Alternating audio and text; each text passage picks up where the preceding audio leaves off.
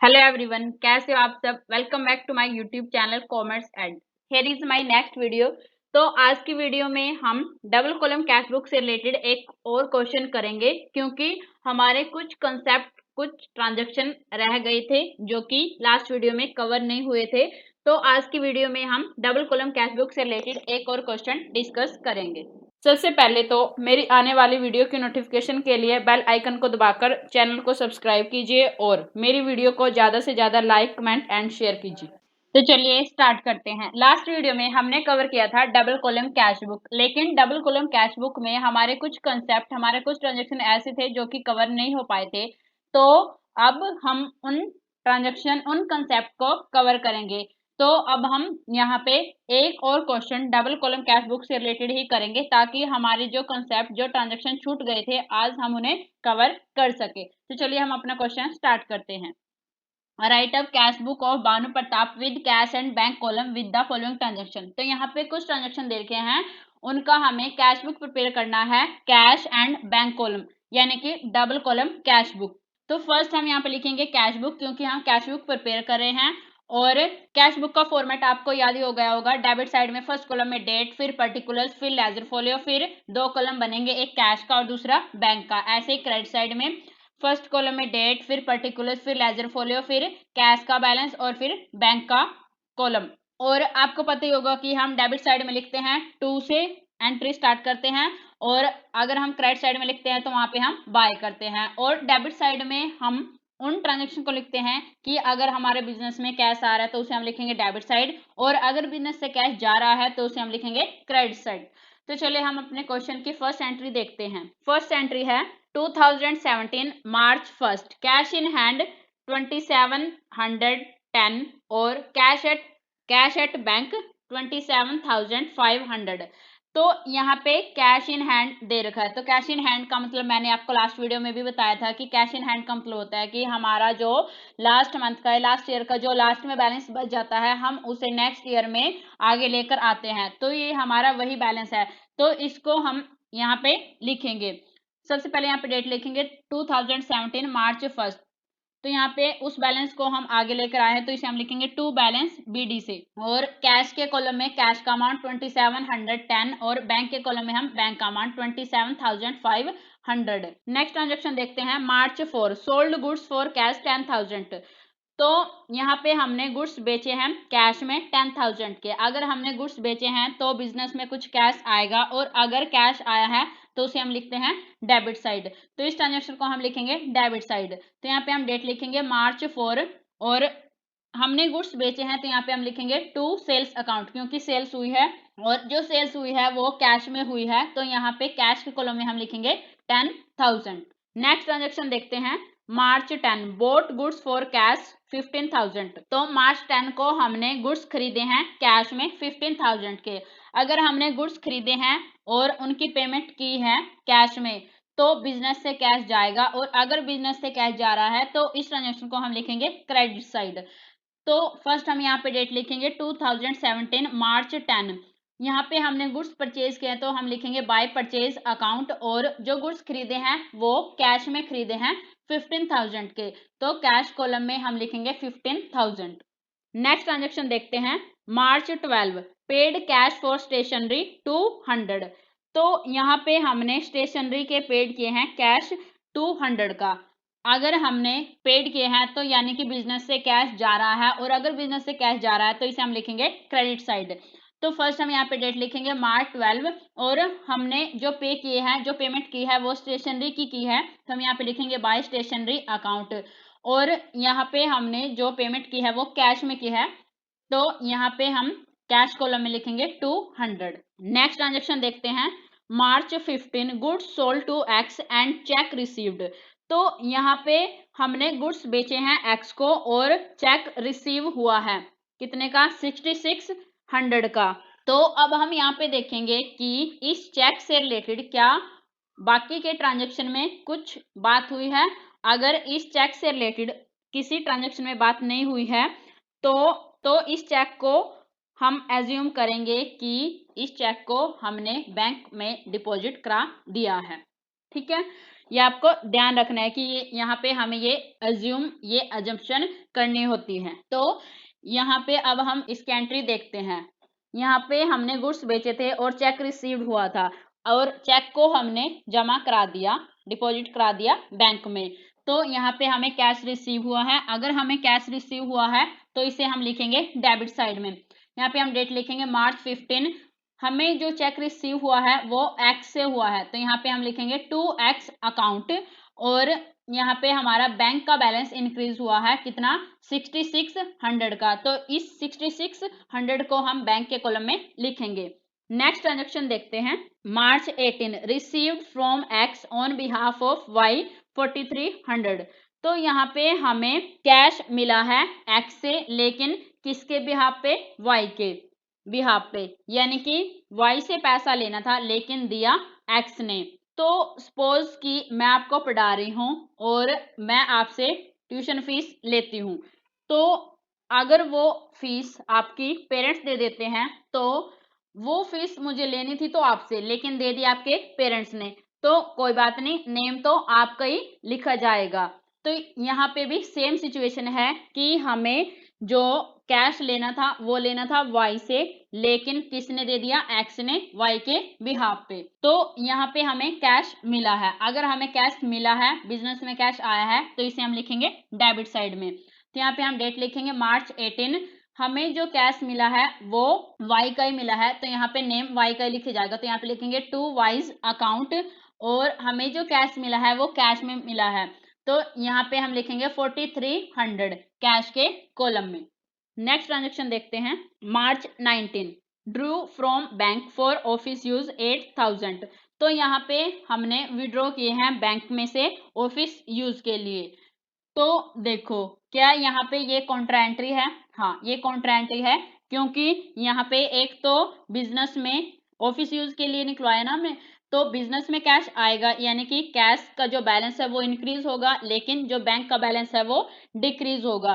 तो यहाँ पे कैश बुक के दो साइड पे इफेक्ट हो रहा है, तो ये कॉन्ट्रा एंट्री है। तो चलिए अब देखते हैं कि इसको कैसे लिखते हैं। तो फर्स्ट हम डेबिट साइड में देखते हैं मार्च 19, पहले डेट लिखेंगे और फिर यहाँ पे हमारा जो कैश का बैलेंस है वो इंक्रीज हुआ कितने से, 8000 से। तो कैश के कॉलम में हम लिखेंगे 8000। और ये जो बैलेंस हमारा इंक्रीज हुआ है ये किसके कारण हुआ है, बैंक के कारण। तो यहाँ पे हम लिखेंगे टू बैंक अकाउंट और लेजर फॉलो हम लिखेंगे सी, क्योंकि ये कॉन्ट्रा एंट्री है। और अब हम ऐसे ही क्रेडिट साइड में लिखेंगे मार्च 19। यहाँ पे देखो हमारा जो कैश का बैलेंस है वो क्या हुआ है, डिक्रीज हुआ है, इसलिए हम इसे क्रेडिट साइड लिखेंगे। तो यहाँ पे हम बैंक के कॉलम में लिखेंगे 8000।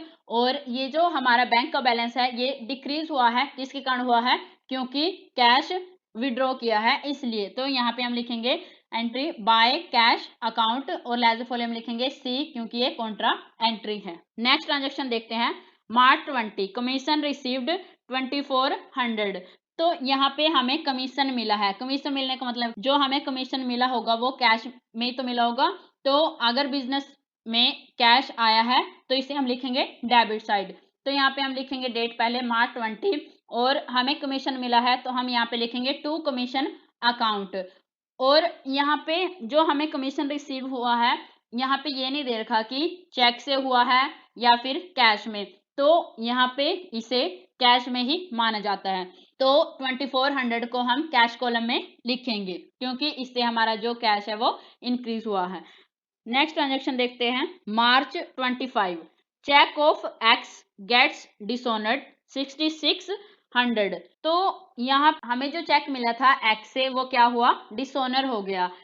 डिसऑनर का मतलब होता है कि चेक बाउंस हो गया या फिर चेक कैंसिल हो गया, क्योंकि एक्स के अकाउंट में इतना बैलेंस था ही नहीं। ठीक है, तो यहाँ पे देखो, यहाँ पे डेबिट साइड में ये एंट्री है, देखो यहाँ पे मैं इसको ऐसे लिख रही हूँ। तो ये एंट्री देखो, यहाँ पे हमें क्या हुआ था कि चेक मिला था एक्स से, तो यहाँ पे हमने हमारा जो कैश है वो इंक्रीज किया था 6600 से, लेकिन अब क्या हुआ, ये चेक डिसऑनर हो गया। तो अब हम इस अमाउंट को क्या करेंगे, डिक्रीज करेंगे। तो हम क्रेडिट साइड में क्या करेंगे, इसकी अपोजिट एंट्री कर देंगे और इस एंट्री को क्या करेंगे, कैंसिल करेंगे। तो यहाँ पे हम डेट लिखेंगे मार्च 25 और बाय एक्स अकाउंट, क्योंकि क्या हुआ, डिसऑनर हो गया चेक इसलिए। और बैंक के कॉलम में हम लिखेंगे 6600। नेक्स्ट ट्रांजेक्शन देखते हैं, मार्च 28 पेड सैलरी बाय चेक। तो यहाँ पे सैलरी पे की है लेकिन चेक के थ्रू। तो अगर हमने सैलरी दी है तो बिजनेस से कैश जाएगा, और अगर बिजनेस से कैश गया है तो हम इसे लिखेंगे क्रेडिट साइड। तो चलिए देखते हैं, मार्च 28 डेट लिखेंगे पहले, और यहाँ पे हमने सैलरी दी है तो यहाँ पे लिखेंगे बाय सैलरी अकाउंट। और हमने जो सैलरी दी है वो बैंक चेक के थ्रू दी है, तो इससे हमारी जो बैंक बैलेंस है वो डिक्रीज हो जाएगा। तो हम बैंक कॉलम में लिखेंगे 7200। नेक्स्ट ट्रांजेक्शन देखते हैं, मार्च 29 कैश सेल्स 9500।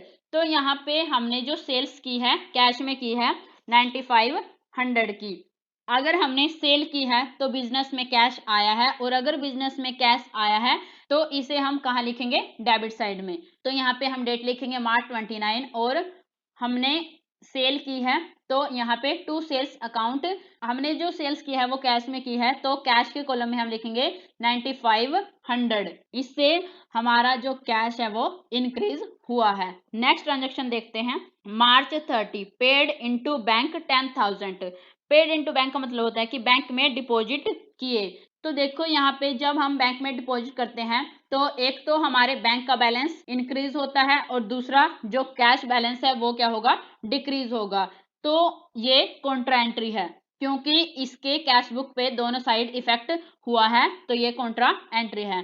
तो चलिए इसकी एंट्री देखते हैं। सबसे पहले डेबिट साइड में यहाँ पे क्या हुआ है कि जब हमने बैंक में डिपॉजिट किए 10,000 तो हमारा जो बैंक बैलेंस है वो इंक्रीज हुआ है। तो हम डेबिट साइड में लिखेंगे 10,000 को, क्योंकि हमारा बैंक बैलेंस क्या हुआ है, इंक्रीज हुआ है। तो हम बैंक के कॉलम में लिखेंगे 10,000 डेबिट साइड में। और ये जो बैंक बैलेंस इंक्रीज हुआ है वो किसके कारण हुआ है, क्योंकि कैश डिपॉजिट कराया है। तो यहाँ पे हम लिखेंगे टू कैश अकाउंट, और लेजर फोलियो में लिखेंगे सी, क्योंकि ये कॉन्ट्रा एंट्री है इसलिए। ऐसे ही हम कहाँ पे लिखेंगे, क्रेडिट साइड में मार्च 30 पहले डेट लिखेंगे। और फिर यहाँ पे क्या हुआ था कि हमारा जो कैश का बैलेंस है वो डिक्रीज हुआ है 10,000 से, तो इसलिए हम इसे क्रेडिट साइड में लिखेंगे 10,000 को कैश कॉलम में। और ये जो हमारा कैश बैलेंस है वो डिक्रीज हुआ है 10,000 से, किसके कारण, क्योंकि बैंक में डिपॉजिट कराया है इसलिए। तो यहाँ पे हम लिखेंगे बाय बैंक अकाउंट, और लेजर फोलियो में लिखेंगे सी, क्योंकि ये कॉन्ट्रा एंट्री है। अब हम क्या करेंगे कि डेबिट साइड का टोटल करेंगे और क्रेडिट साइड का टोटल करेंगे। हमारा जो डेबिट साइड का टोटल है, पहले कैश का देखते हैं, 2710 plus 10,000 plus 4300 plus 8,000 plus 2400 plus 9500। तो यहाँ पे हमारा जो कैश का बैलेंस डेबिट साइड का आया वो कितना है, 36,910। और अब हम क्या करेंगे, इस बैलेंस में से माइनस करेंगे क्रेडिट के बैलेंस को। तो यहाँ पे हमारा जो बैलेंस आ जाएगा वो कितना है, 11,710। और अब हम ऐसे ही क्या करेंगे, बैंक का टोटल करेंगे डेबिट साइड का। डेबिट साइड का हमारा जो टोटल आया वो है 27,500 प्लस 6,600 प्लस 10,000। तो हमारा जो बैंक का टोटल आया है वो कितना है, 44,100। अब हम इस बैलेंस में से माइनस करेंगे क्रेडिट के बैलेंस को, तो हमारा जो बैलेंस आएगा वो कितना है, 22,300। तो ये जो बैलेंस होता है ये लास्ट में बच जाता है, हर महीने के लास्ट में। तो इसको हम लास्ट दिन वाले लिखते हैं। तो यहाँ पे डेट है हमारी मार्च 31, तो हम इसको लिखते हैं बाय बैलेंस CD से, ये जो बैलेंस बच जाता है हमारा। और यहाँ पे आपको ऐसे ही जो डेबिट साइड का टोटल है ऐसे ही यहाँ पे नीचे 2 लाइन लगाकर फाइनल अमाउंट लिखते हैं यहाँ पे। तो ये इसको जो डेबिट साइड का जो बैलेंस है उसको सेम ही क्रेडिट बैलेंस में लिखते हैं, और फिर इसको माइनस करके हमारा क्या जाता है, बाय बैलेंस CD। अब हम क्या करेंगे कि ये जो हमारा बैलेंस CD बचा है ये नेक्स्ट मंथ में क्या बनेगा, हमारा बैलेंस BD बन जाएगा, क्योंकि हम इस बैलेंस को आगे लेकर आते हैं। तो यहाँ पे हम नेक्स्ट मंथ में लेके आए इसको अप्रैल 1 को, तो हम इस बैलेंस को आगे लेके आए और हम इसको लिखते हैं टू बैलेंस BD से। तो यहाँ पे हमारा जो कैश का बैलेंस है वो कितना है, 11,710, और जो बैंक बैलेंस है वो कितना है, 22,300। आई होप कि आपको ये क्वेश्चन समझ आया होगा। Thank you. If you like my video, then do like, comment and share it. and don't forget to subscribe my channel.